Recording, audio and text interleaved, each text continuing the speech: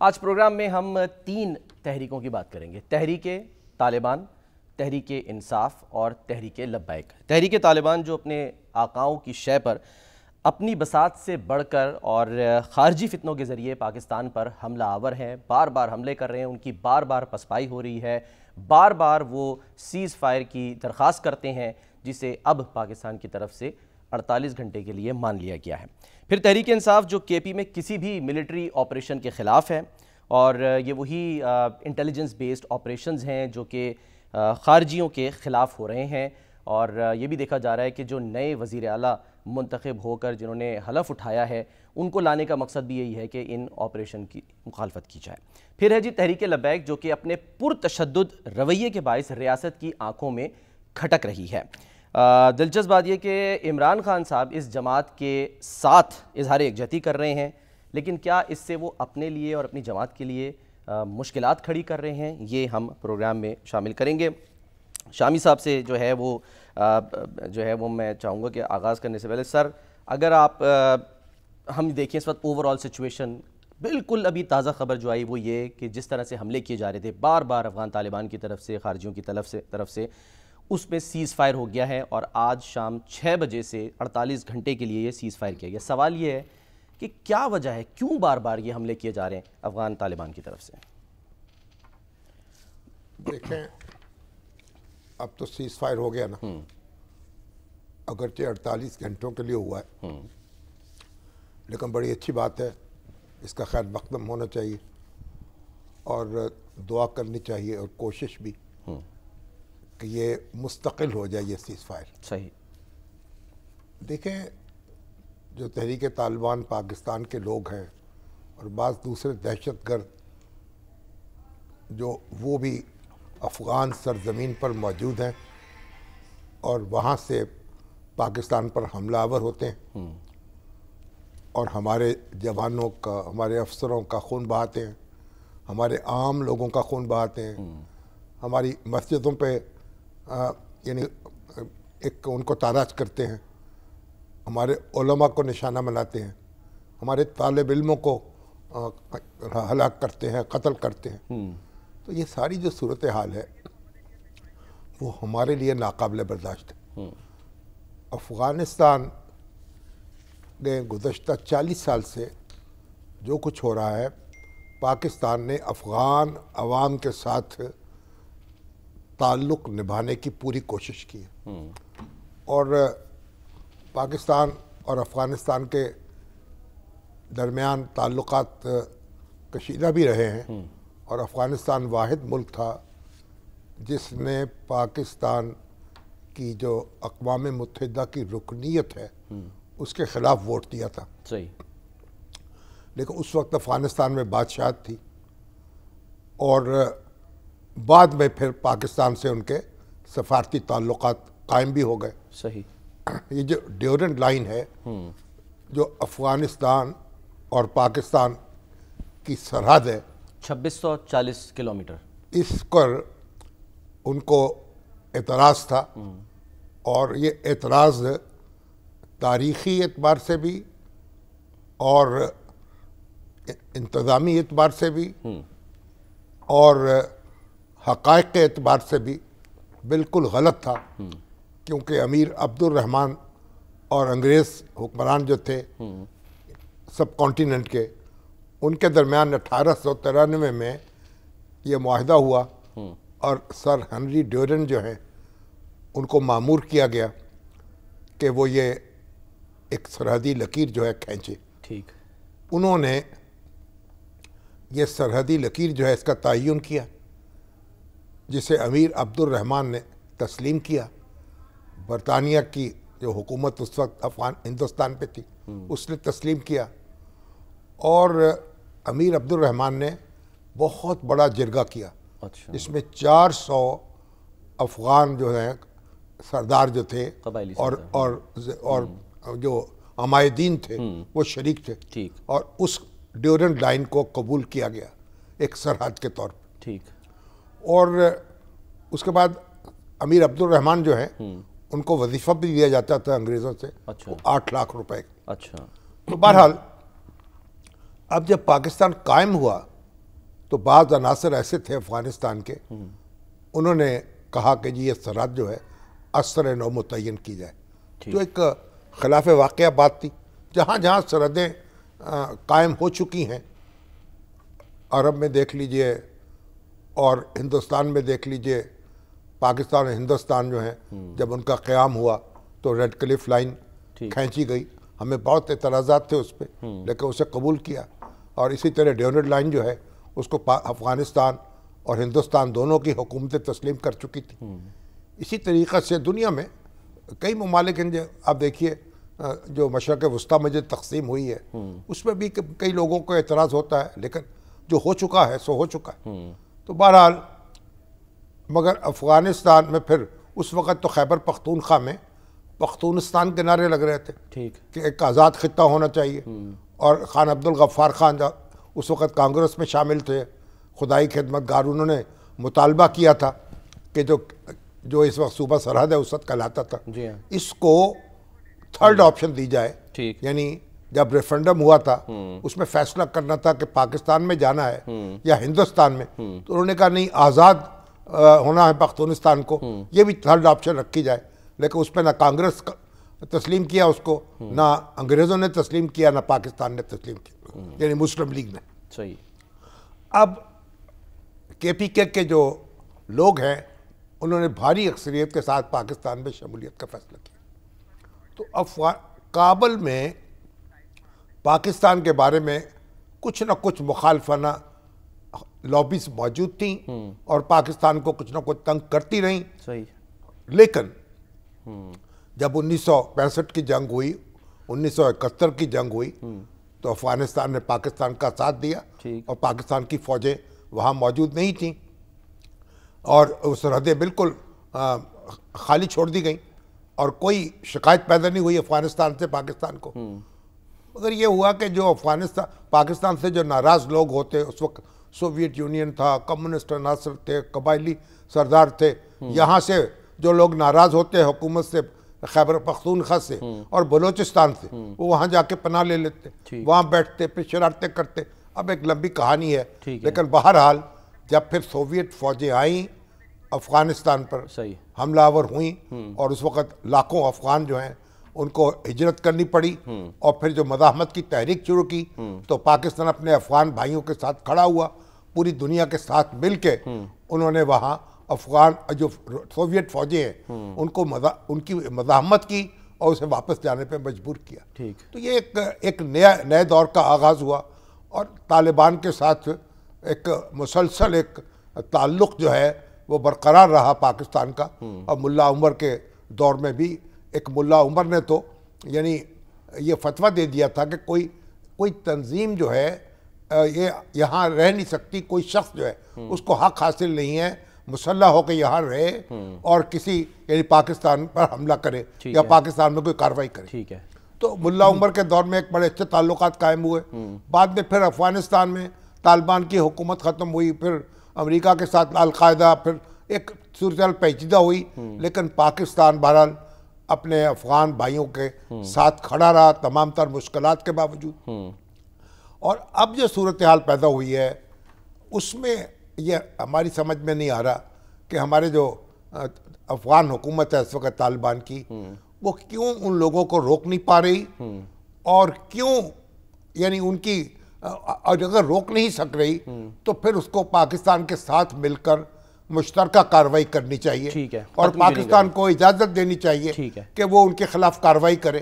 اب پاکستان نے کارروائی کی ہے، ان کا منہ توڑ جواب ان کو دیا ہے ایک دہشت گرد گروہ کو، اس پر یعنی کابل حکومت جو ہے وہ ناراض ہے۔ پھر متقی صاحب جو ہیں وہ دلی پہنچ گئے، وہاں انہوں نے پھر بہت حدود سے تجاوز کیا، کشمیر جو ہے اس کا ذکر اس طرح کیا مشترکہ اعلامیے میں جیسے یہ بھارت کا حصہ ہو۔ لیکن بہرحال چین بھی ایک کوشش کر رہا ہے پاکستان اور افغانستان کے درمیان معاملات کو بہتر کرنے کی، اور روس میں بھی ایک کانفرنس ہوئی، ہمارے نمائندے بھی موجود تھے، متقی بھی موجود تھے، لیکن اس کے فوراً بعد وہ انڈیا چلے گئے۔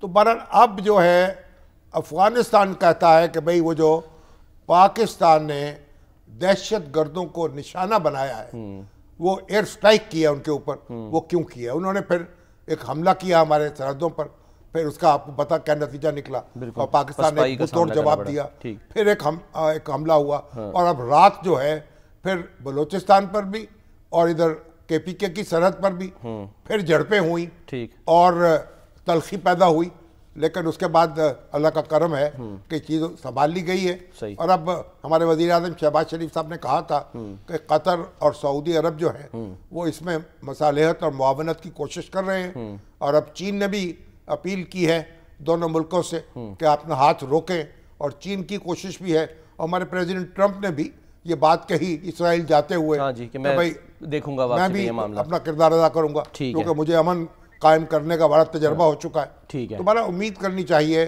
کہ اب یہ جو دونوں ملک ہیں ایک دوسرے کے ساتھ بیٹھیں گے اور جو مشترکہ کارروائی کریں گے۔ دہشت گرد جو ہے نا، ہم اپنے جوانوں کو، اپنے فوجی افسروں کو، اپنے سیویلینز کو پیش نہیں کر سکتے کہ جو آئے ان کو قتل کر کے چلا جائے۔ سر سید محمد علی صاحب نے ہمیں جوائن کیا ہے، تو یہ ذرا سوال ان کے سامنے رکھ دیتے ہیں۔ ویلکم کرتے ہیں سید محمد علی صاحب، السلام علیکم۔ سر اپریل میں ملاقات ہوتی ہے، وزیر خارجہ جاتے ہیں اسحاق ڈار صاحب، اس کے بعد یہ کہا جاتا ہے کہ جی یہ نئے دور کا آغاز ہو رہا ہے، پھر معاملات اس نہج پہ کیوں پہنچے ہیں؟ دیکھیے بہت شکریہ آپ نے مدعو کیا۔ ابھی جس طرح شامی صاحب بڑا جامعہ تجزیہ دے رہے تھے، میں وہیں سے بات کو آگے بڑھاتا ہوں کہ دیکھیں آپ ڈاٹس کو کنیکٹ کریں۔ بالکل جس طرح آپ نے صحیح کہا کہ ابھی ماسکو فارمیٹ کی میٹنگ ہوئی جس میں جو پاکستان کے کنسرنز تھے افغانستان کے حوالے سے کہ اس کی سرزمین دہشت گرد یوز کر رہے ہیں، یہ کنسرنز باقی بھی جو ہمسایہ ممالک اور علاقائی طاقتیں ہیں انہوں نے بھی شیئر کیے، جس میں ایران شامل ہے، ترکی شامل ہے، جس میں روس شامل ہے، چین شامل ہے، سنٹرل ایشین ریپبلک شامل ہیں۔ اس سے پہلے دوحہ میں 13 ممالک اقوام متحدہ کی سربراہی میں ملے، اور انہوں نے بھی یہی بابر کرایا افغان طالبان کو کہ جناب اگر آپ لیجیٹیمیسی چاہتے ہیں، دار قوم کے طور پہ دنیا میں ابھرنا چاہتے ہیں، تو آپ کو اپنی کمٹمنٹس پوری کرنی ہوں گی، اور آپ کو دہشت گردی کا قلعہ کرنا ہوگا، آپ کو انکلوسیو گورنمنٹ بنانی ہوگی، ہیومن رائٹس کا ریکارڈ امپروو کرنا ہوگا، ڈرگ سمگلنگ کی جو سپانسرشپ ہے وہ اور سرپرستی بند کرنی ہوگی۔ لیکن بدقسمتی سے 4 سال میں انہوں نے ایسا کیا نہیں۔ اچھا کیوں نہیں کیا؟ اچھا پھر آپ دیکھیے کہ اس ماسکو فارمیٹ کے فوراً بعد جس طرح ابھی شامی صاحب نے کہا، وہ ان کے عبوری وزیر خارجہ جو ہیں وہ بھارت کا رخ کرتے ہیں۔ یوں لگتا ہے کہ جب ان کے اوپر علاقائی ممالک کی جانب سے دباؤ بڑھا تو انہوں نے دیکھا کہ صرف بھارت ہی ہے جو کہ شاید وہ تھوڑی بہت ہماری سرپرستی کرے، اور پھر آپ دیکھیں جب کہ وہ موجود تھے بھارت میں، اسی دوران اتنے بڑے پیمانے پہ پاکستان کے اوپر حملہ کیا گیا۔ میں تھوڑا سا اس کو ایکسپلین کرنا چاہتا ہوں تصویراتی اعتبار سے کہ یہ کوئی دہشت گردی کا حملہ نہیں تھا، یہ میں آپ کو ایکسپلین کرنا چاہتا ہوں۔ دیکھیں کرم ایجنسی دیکھیں کہاں ہے شامی صاحب، اور چاغی کہاں ہے۔ ابھی آپ گوگل کریں تو تقریباً یہ کوئی 1200 کلومیٹر کا اسکیل بنتا ہے، فاصلہ ہے، مطلب 1200 کلومیٹر کے اوپر ایک ایسا ملک یا ریاست جس کی ایئر فورس نہیں ہے، لاجسٹیکل سپلائی نہیں ہے، وہ اتنے بڑے پیمانے پہ حملے جو ہے پاکستان کے بارڈر کے اوپر درجنوں پوسٹوں کے اوپر کیسے کر سکتی ہے اور کیوں کرے گی؟ دوسری بات تو یہ پاسبل نہیں ہے کہ وہ مکمل ان کی لانگ ٹرم پلاننگ ہو، ان کو بھارت نے مکمل یاد دہانی اور یقین دہانی کرائی ہو کہ آپ کو لاجسٹیکل ایمونیشن اور دوسری سپلائیز اور مالی امداد ملے گی تو آپ پاکستان کو پہ جائیں۔ یہ مولوی صاحب یہ تجزیے کی بنیاد پر آپ کہہ رہے ہیں یا کوئی اس کے ثبوت بھی ہیں ہمارے پاس کہ بھارت واقعی اس کے پیچھے ہے؟ دیکھیں یہ میں یہی بتا رہا ہوں کہ ایک تو مغربی اسلحہ وہ وہاں پہ اربوں ڈالر کا پڑا ہوا ہے، لیکن آپ مجھے بتائیے کہ 4 سال میں اچانک ان کو کیوں خیال آیا کہ کرم ایجنسی دیکھیں کہاں ہے اور چاغی کہاں ہے؟ ٹھیک ہے، آج بھی جو حملے کرنے کی انہوں نے کوشش کی وہ اسپن بولدک کہاں ہے اور کرم ایجنسی کہاں ہے، آپس میں 700 کلومیٹر کا فاصلہ ہے۔ تو اتنے بڑے پیمانے پہ coordination, planning, logistics, ammunition, fuel, اس کے بغیر اچانک حملہ نہیں ہو سکتا، اس کی یہ پاسبل ہی نہیں ہے۔ اچھا پھر آپ دیکھیں ان کے ٹارگٹس کیا ہیں، وہ پاکستان ملٹری کے اوپر، ان کی پوسٹ کے اوپر ڈائریکٹ اٹیک کر رہے ہیں نا، اس کا مطلب ہے کہ وہ یہ پاسبل ملیٹریلی نہیں ہے کہ افغان طالبان کی مکمل سپورٹ، پہلے ہم سرپرستی کی بات کرتے تھے شامی صاحب، اب ان کی مکمل یہ اس طرح ہے کہ انفینٹری جو ہے وہ افغان طالبان کی ہے جس کو آپ پیادہ فوج کہتے ہیں، سوری ٹی ٹی پی کی ہے، اور اس کے پیچھے جو لاجسٹکس ہے، لاگ ایریا ہے، گائیڈنس ہے، کمانڈ کنٹرول ہے، ایمونیشن سپلائیز ہیں، وہ ساری افغان طالبان کی ہے. یعنی کہ فیس جو ہے ٹی ٹی پی ہے اور اس کے پیچھے مکمل سپورٹ ان کی اور پلاننگ شامل ہے. اچھا، اسی احتمال کی وجہ سے میں سمجھتا ہوں کہ آج پاکستان نے جو قندھار پہ ایئر سٹرائک کی ہے وہ ایک بہت بڑا سگنل ہے، محتاط ایئر سٹرائک ہے، اور اسی کے بعد یہ سیز فائر ہوا ہے. کیونکہ دیکھیں، آپ مجھ سے بہتر جانتے ہیں شامی صاحب کہ سیاسی اور سفارتی کیپٹل تو ان کا کابل ہے، لیکن نظریاتی کیپٹل ان کا قندھار ہے. تو یہ ایک بہت بڑا اسٹریٹجک میسج اور سگنل پاکستان کی طرف سے گیا ہے کہ ہم آپ کے ہارٹ کو کہیں بھی ہٹ کر سکتے ہیں اگر کہیں سے بھی پلاننگ اور سپورٹ آ رہی ہے ٹی ٹی پی کو. اور اس کے فوراً بعد ڈی ایسکلیشن ہوئی اور 2 دن کا سیز فائر ہوا ہے. تو میں یہ کہنا چاہتا ہوں مختصراً کہ ہم نے ایک بڑا واضح پیغام دے دیا ہے افغان قیادت کو، صرف افغان سیاسی قیادت کو نہیں، نظریاتی گیا یہ قیادت پیغام کو، کہ دیکھیں ہم امن کے خواہاں ہیں. ہمارا عام، جس طرح شامی صاحب نے کہا، عام جو افغان بھائی ہیں ان سے ہمارا کوئی مسئلہ نہیں ہے، لیکن جو دہشت گرد ہیں جو پاکستان کے اوپر حملہ آور افغان سرزمین سے ہو رہے ہیں، ہم ان کو برداشت نہیں کریں گے. اس وقت ان کو قیمت ادا کرنی پڑے گی. تو آخری بات، سب سے امپورٹنٹ بات یہ ہے کہ اب اگر سیز فائر ہوا ہے تو سیز فائر کیسے ہوا ہے شامی صاحب؟ اگر ٹی ٹی پی کے اوپر اثر و رسوخ اور انفلوئنس ہے ہی نہیں افغان طالبان کا، تو وہ کیسے گارنٹی دے رہے ہیں کہ 2 دن تک سیز فائر رہے گا؟ یہ اس بات کا ثبوت ہے کہ جب وہ چاہتے ہیں تو ٹی ٹی پی آپ پہ حملہ کرتی ہے، جب وہ چاہتے ہیں تو وہ سیز فائر کر لیتی ہے. تو اب ہمیں سیز فائر، میں امید کرتا ہوں کہ یہ ہولڈ کرے اور دیرپا امن کی طرف ہم جائیں، ایک ذمہ دار ریاست اور حکومت کی طرح افغان طالبان بیہیو کریں. لیکن اگر وہ نہیں کریں گے اور دوبارہ حملہ ہوگا تو اس کی قیمت ان کو ادا کرنی پڑے گی. تو جیسا کہ آج مولانا فضل الرحمان نے کہا ہے، اپنی خدمات پیش کی ہیں کہ وہ بھی یعنی کابل حکومت اور پاکستان کے درمیان بات چیت شروع کرا سکتے ہیں یا کوئی رابطہ کر سکتے ہیں. اسی طرح سے عمران خان صاحب بھی اسی طرح کی بات کر رہے ہیں کہ ان کی جو سارے سیاسی عناصر ہیں یعنی کے پی کے وہ مل کے بیٹھیں اور وفاقی حکومت ان کو اعتماد میں لے کے پھر ایک ہمہ جہتی پالیسی بنائے. اور کہتے ہیں کہ صرف جنگ کے محاذ پر کام نہیں ہمیں کرنا چاہیے، ہمیں ہر محاذ کو آزمانا چاہیے، اور ڈپلومیسی کو بھی، بات چیت کو بھی، اور اپنے دوست جو ہیں ان کے اثر و رسوخ کو بھی استعمال کرنا چاہیے. تو آپ کیا کہیں گے اس پہ؟ بہت اہم سوال کیا آپ نے. دیکھیں، 2 پہلو ہیں اس کے، ایک سفارتی اور ایک تصویراتی. ایک بات آپ بہت اچھی طرح جانتے ہیں کہ مذاکرات تو ہمارے 4 سال سے چل رہے ہیں، روزانہ چل رہے ہیں. ان کی ایمبیسی یہاں بھی ہے، ہماری ایمبیسی وہاں بھی ہے. ہمارے تو امبیسڈر کے اوپر بھی خودکش حملہ ہوا تھا، آپ کو یاد ہوگا، وہ بچ گئے تھے، اللہ نے ان کی جان بخشی کر دی.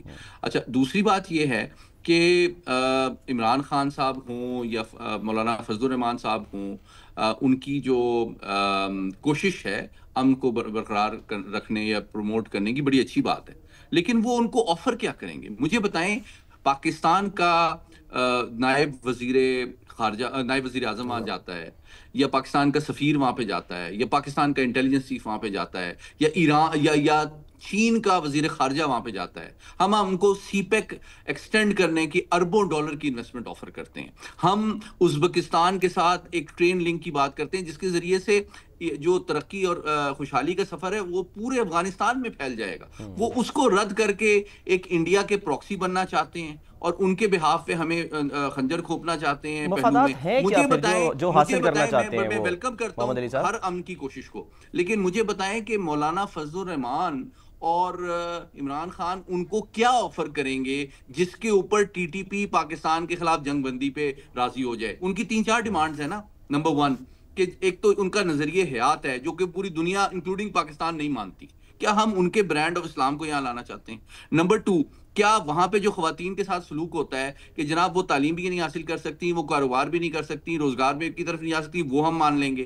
کیا ہم پاکستان کے آئین کے اوپر ریویو کرنا چاہتے ہیں؟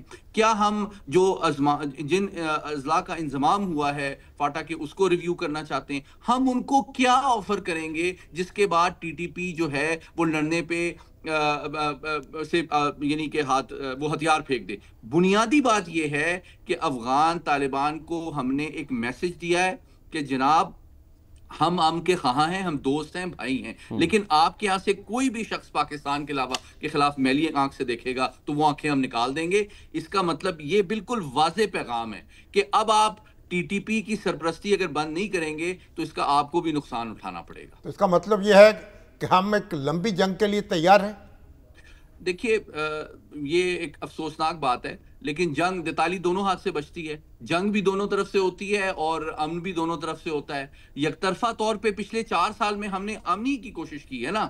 مجھے بتائیں ان 4 سالوں میں ہمیں سوائے جنازے اٹھانے کے اور شہیدوں کو دفنانے کے ہم نے کیا کیا ہے؟ ہم نے کیا ان کو آفر نہیں کیا ہے؟ اور اب مولانا فضل الرحمان اور عمران خان ان کو کیا آفر کر دیں گے جو کہ پاکستان کی ریاست ان کو آفر نہیں کر سکتی. اگر بھارت آپ کہتے ہیں محمد علی صاحب صرف ہمیں رکھنی چاہیے, لیکن امن کی خواہش ان کو یہ سمجھ کے افغان قیادت کو, نظریاتی قیادت کو بھی یہ سوچنا چاہیے کہ جناب وہ ٹی ٹی پی کو سمجھائیں کہ آپ اگر ان کو نہیں روکیں گے تو اس کا نقصان ان کو بھی پہنچ رہا ہے اور افغانستان کو بھی پہنچ رہا ہے, اور افغانستان جو ہے اگر نقصان سے بچنا چاہتا ہے, دنیا میں ایک ذمہ دار قیادت قوم کے طور پہ منوانا چاہتا ہے, ترقی, خوشحالی, کنیکٹیوٹی کے سفر میں فائدہ اٹھانا چاہتا ہے, تو اس کو اپنا جو طرز عمل ہے ٹی ٹی پی کی سرپرستی کا اور دیگر دہشت گرد تنظیموں کا, جس کے بارے میں اقوام متحدہ, چین, روس, ایران سب کو خدشات ہیں, چاہے وہ القاعدہ ہے, چاہے داعش ہے, چاہے آئی ایم یو ہے, چاہے ای ٹی آئی ایم ہے, ان کی سرپرستی بند کریں وہ. ٹھیک ہے, بہت بہت شکریہ, بہت بہت شکریہ سید محمد علی صاحب. تو سر اس کا مطلب ہے اگر یہ بات ہو رہی ہے کہ جی تانے بانے بھارت سے ملتے ہیں, تو یہ حب افغانستان میں ہو رہا ہے یا بغض پاکستان میں ہو رہا ہے؟ دیکھیے مفادات کیا ہیں افغانستان اور بھارت کے؟ ہاں, ایک طرف تو یہ بات کہی جاتی ہے کہ بہت سے گروپ ایسے ہیں جن پر افغان حکومت کا اختیار نہیں ہے. ٹھیک. اصل دیکھیے اب یہ جو پراکسی وار ہے نا, یہ آپ اس پہ کئی محاذوں پہ لڑنا پڑے گا.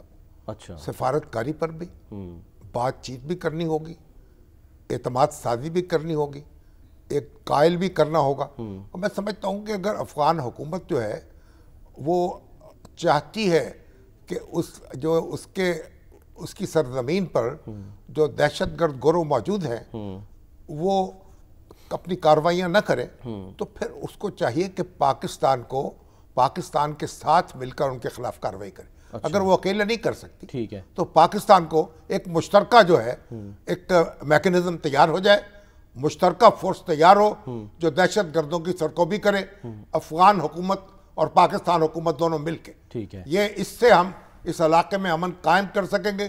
اور دوسری بات پھر یہ ہے کہ اگر افغان حکومت کا بس چل رہا ہے اور تو بالکل پھر اس کو اپنا ان کو روکنا ہوگا, ان کا راستہ روکنا ہوگا. اور بھی تو کیا ہے نا سر. دیکھیے ہم یہ جو ہمارے سیاسی رہنما ہیں, خیبر پختونخوا کی سیاسی جماعتیں ہیں, وہاں کے عمائدین ہیں, قبائلی رہنما ہیں, جو لوگ جو ہیں خون تو وہاں بہہ رہا ہے نا.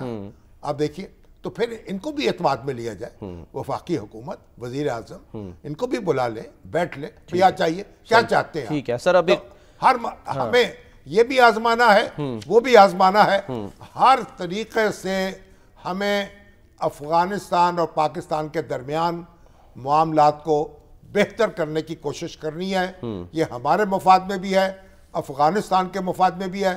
افغانستان کو جس حد تک اور جس طرح بھی ہم سمجھا سکیں بالکل سمجھایا جائے, اور کوئی ہمیں آر نہیں ہونی چاہیے کوئی بھی راستہ اختیار کرنے. ٹھیک ہے سر. قبائلی علاقے سے پہلا وزیر اعلیٰ جو ہے وہ پہنچ گیا ہے, ضلع خیبر میں پیدا ہونے والے خیبر پختونخوا کے وزیر اعلیٰ بن گئے ہیں. حلف اٹھا لیا, اس پر بات کریں گے ایک بریک کے بعد.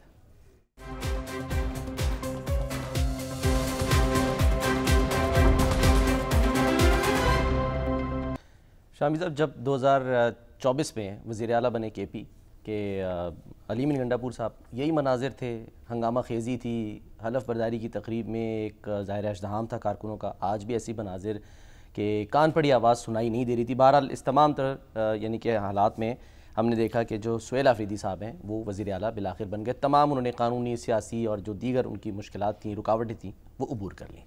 اب ان کے چیلنجز کیا ہوں گے؟ دیکھیے اچھی بات ہے, اب ان کو عمران خان صاحب نے نامینیٹ کیا, علی امین گنڈا پور صاحب نے اپنی گردن جو ہے پیش کر دی کہ ہونے دو عالم میری گردن پر. اور پھر کنٹی صاحب جو ہیں وہ بھی کراچی سے تشریف لے آئے, ہائی کورٹ نے بھی اپنا کردار ادا کر دیا. اور پی ٹی آئی متحد ہو گئی، اپوزیشن جو ہے وہ پریشان رہی، بالکل اس کے بعد عدالتوں میں چکر لگاتی رہی، اس کے ہاتھ کچھ نہیں آیا۔ وہاں لطف الرحمان جو ہیں وہ بھی مقدمہ ہار گئے۔ جی ہاں، آج پشاور ہائی کورٹ نے کوئی مداخلت کرنے سے انکار کر دیا۔ تو سب یہ اچھی خبریں اس لحاظ سے ہیں کہ ایک ڈیموکریٹک پروسیس چل پڑا اور ایک جمہوری طریقے سے حکومت بدلی گئی۔ اب وہ جب آدمی نیا نیا اقتدار پہ آتا ہے، کرسی پہ بیٹھتا ہے، تو بیچارہ اس کے جذبات بھی ہوتے ہیں، اس میں کچھ منہ زوری بھی ہوتی ہے۔ تو ہمیں دیکھنا چاہیے کہ اب یہ سہیل آفریدی صاحب آہستہ آہستہ یعنی وزیر اعلیٰ بنیں گے اور اپوزیشن لیڈر سے اپنے آپ کو سمجھیں گے کہ ان کی ذمہ داری زیادہ ہے اور بڑی دانائی کے ساتھ کام کریں گے، اور نہیں کریں گے تو نقصان اٹھائیں گے۔ بہرحال ترجیحات پھر شامی صاحب کیا ہوں گی؟ عمران خان صاحب تو وہ کہہ رہے ہیں کہ بھائی اب ساری جماعتیں جو ہیں ان سے مل کے چلیں، اور اسد قیصر صاحب بھی کہہ رہے ہیں، اور دوسری سیاسی جماعتوں سے بھی مشاورت کریں، سب سے مل کے بیٹھیں، مشاورت کریں، مشترکہ طور پر اقدامات کریں، صوبے کو بحران سے نکالیں۔ ہماری دعائیں ان کے ساتھ ہیں، اور اگر ایسا نہیں ہوگا تو پھر ویسا ہو جائے گا جیسا ہوتا رہتا ہے۔ وہ کیا ہوگا شامی صاحب؟ وہی جو ہوتا چلا ہے۔ اچھا، یہ کوئی اقتدار کوئی ایسا تو نہیں، کوئی یہ پکی چیز تو نہیں ہے نا، تو آنی جانی چیز ہے۔ ہو سکتا ہے کل یہی عمران خان جو ہیں ان سے بدزن ہو جائیں اور ان کے کان پکڑا دیں۔ اچھا، اس لیے ان کو چاہیے کہ تدبر سے اور حکمت سے آگے بڑھیں اور معاملات کو سنبھالیں۔ شامی صاحب ان کی ترجیحات کیا ہوں گی؟ خان صاحب کی رہائی یا پھر گورننس یا آپریشن کی مخالفت؟ دیکھیے وہ تو ایک جذباتی تقریر تو انہوں نے کر دی ہے، تو اب وہ ساری چیزیں ساتھ ساتھ بھی چلا سکتے ہیں۔ خان صاحب کی رہائی کے لیے بھی کوشش کر لیں، تو کوئی رہائی تو پھر یہی ہوگا نا، عدالتوں میں مقدمے لڑیں، جو پھر قانون اور آئین کے دائرے میں رہ کے جو کام ہو سکتا ہے وہ کریں، اور یہاں گڈ گورننس کریں۔ یہاں جو کچھ تو خون ہو رہا ہے، جو حملے ہو رہے ہیں، جو دہشت گردی ہو رہی ہے، اس میں معاونت کریں وفاقی حکومت کی، اس کا راستہ روکیں، اور جیسے اپنی اپوزیشن جماعتیں ہیں ان کے ساتھ مل کے بیٹھیں۔ جناب کنڈی صاحب نے بڑی اپنا ایک اچھے طریقے سے خوش دلی سے ان کو حلف دیا ہے، ان کے آئے ہیں گورنر ہاؤس، اچھا ایک منظر تھا، تو پھر یا ان کے درمیان بھی ایک اچھا تعلق قائم رہے تو بڑی اچھی بات ہے۔ ٹھیک ہے۔ اچھا سر، تحریک طالبان کی بات ہو گئی، تحریک انصاف کی بات ہو گئی، ہمیں مایوس نہیں ہونا چاہیے اور نہ بڑی کوئی شادیانے بجانے چاہیے۔ اچھا، دیکھیں تیل دیکھیں، تیل کی دھار دیکھیں۔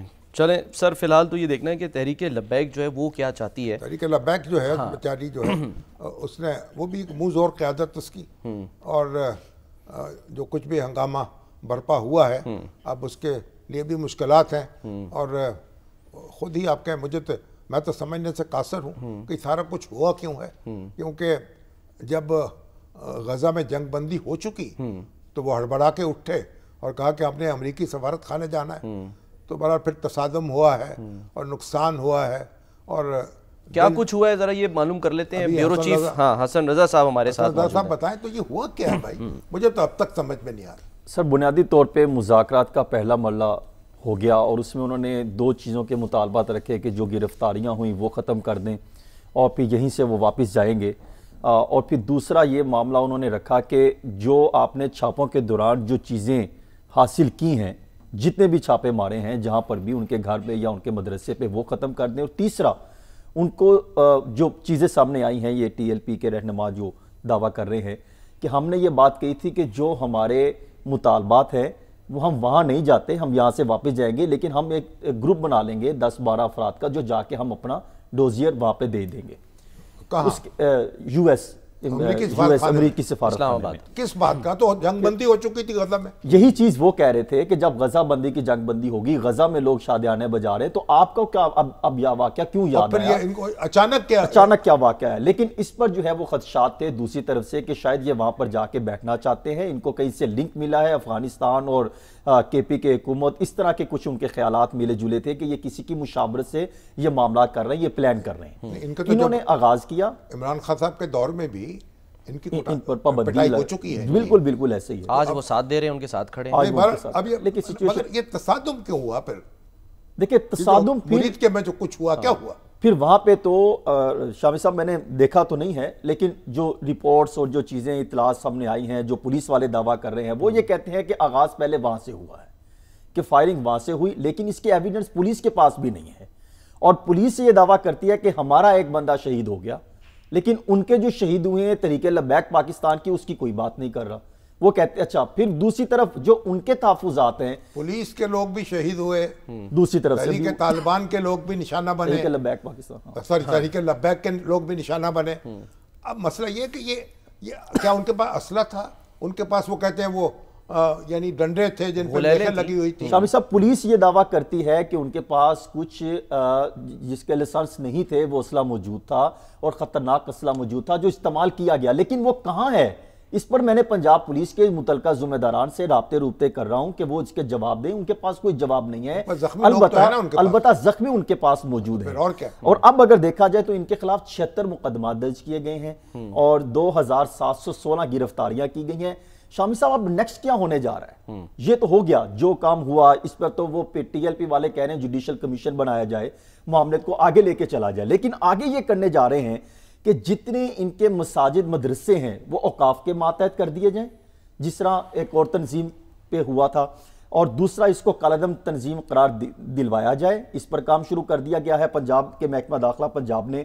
اور پھر جو مدارس میں جو مدرس ہوں گے اور مساجد میں جو علماء کرام ہوں گے، جو خطیب ہوں گے، وہ اوقاف کے جو ہے وہ اس کے سارا انتظامات ہوگا، وہاں پر یہ ہوگا. یہ کرنے جا رہا اور سعد رضوی اور انس کے رضوی کے خلاف 302 کے تحت جو ہے وہ جمع کروایا جائے گا. کل تک کی اطلاعات کے مطابق کہ جو انہوں نے لوکیشن حاصل کی تھی وہ ان کا یہ کہنا ہے کہ وہ آزاد کشمیر کا تھا. ان کا یہ دعویٰ ہے پولیس اور دیگر اداروں کا، لیکن ابھی تک کوئی چیز تصدیق نہیں ہو رہی. ٹی ایل پی والے کہہ رہے ہیں ہم نے تو عدالت چلے گئے کہ وہ کہاں چلے گئے، اور اگر اتنے دن گزر گئے اور وہ کہہ رہے ہیں کہ وہ آزاد کشمیر میں. تو فیصل کامران صاحب تو کہہ رہے تھے کہ ہم ان کی لوکیشن ٹریس کر لی ہے، ہم ان کے پیچھے ہیں، لیکن ابھی تک گرفتار نہیں پہنچ جائیں گے. نہیں لیکن وہ ہے کہاں؟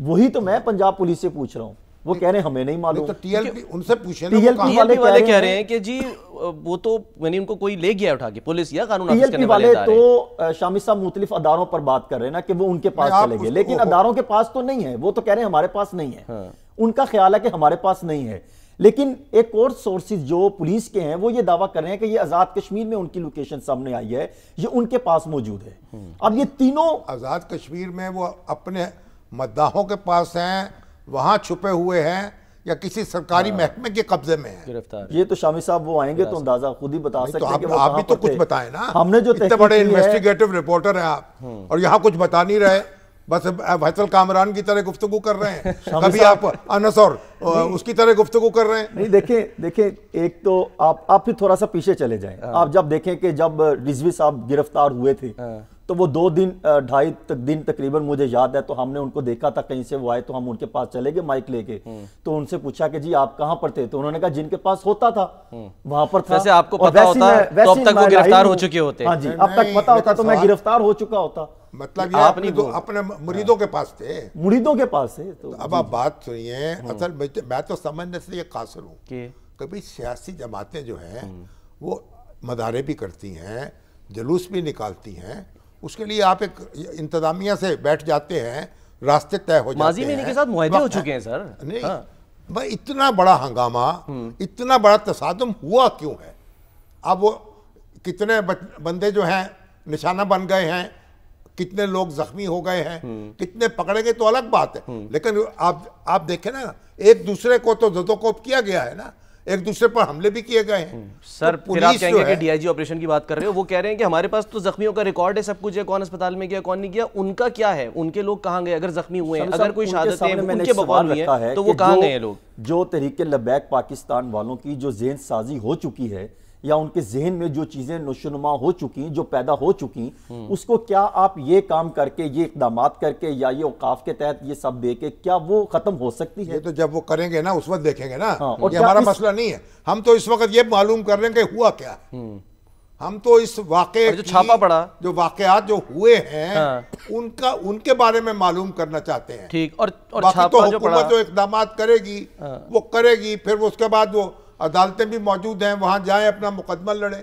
یہ تو ان کا کام ہے نا. جب کاروائی ہوگی پھر اپنا ڈیفنس کریں یا نہ کریں. اسی لیے تو ٹی ایل پی والے کہہ رہے ہیں کہ آپ ایک کمیشن بنائیں اور اس میں تمام تر جو ہے وہ چیزیں کلیئر ہونی چاہیے کہ اس میں آغاز کہاں سے ہوا. مذاکرات کا جب پہلا مرحلہ کامیاب ہو گیا تھا تو دوسرے کے لیے انتظار کرتے. ٹھیک ہے، اوکے، کوئکلی بتا دیں احتجاج کی کال ہے ان کی طرف سے کوئی ابھی؟ جمعے کو ابتدائی طور پہ ان کے دیکھتے ہیں کیا ہوتا ہے بھائی. ٹھیک ہے، بہت بہت شکریہ حسن رضا، بہت بہت شکریہ آپ کا. آغا سراج دورانی صاحب جی سر، جو اسپیکر رہے ہاں جی سندھ اسمبلی کے، بہت بڑے پیپلز پارٹی کے رہنما تھے، اور ان کے والد صاحب بھی اسپیکر رہے، ان کے چچا بھی اسپیکر رہے.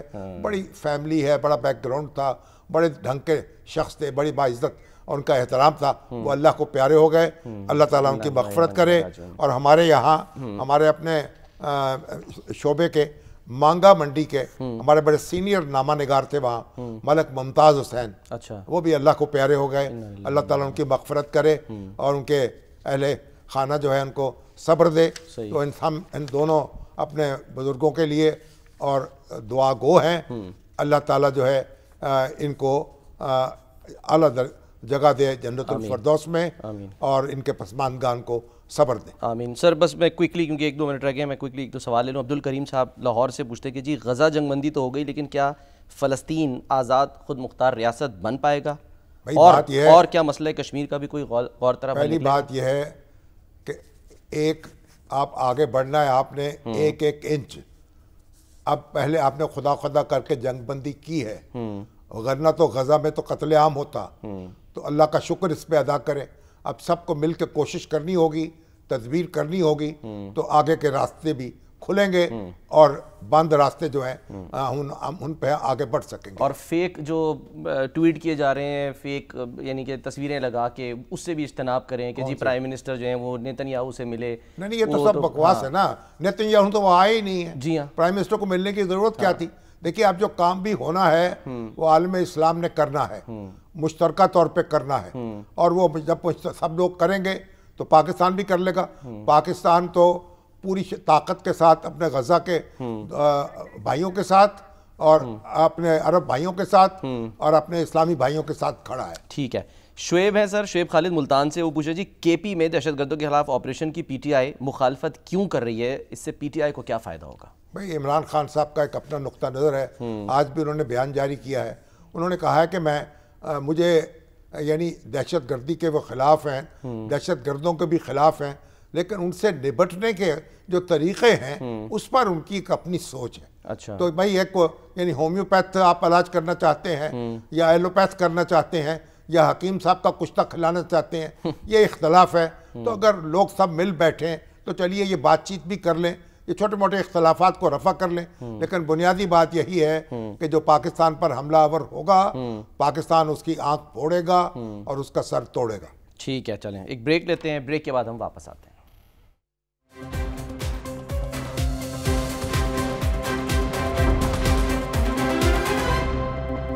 پروگرام کا وقت ختم ہوتا ہے. ناظرین اپنا خیال رکھیے. اللہ حافظ.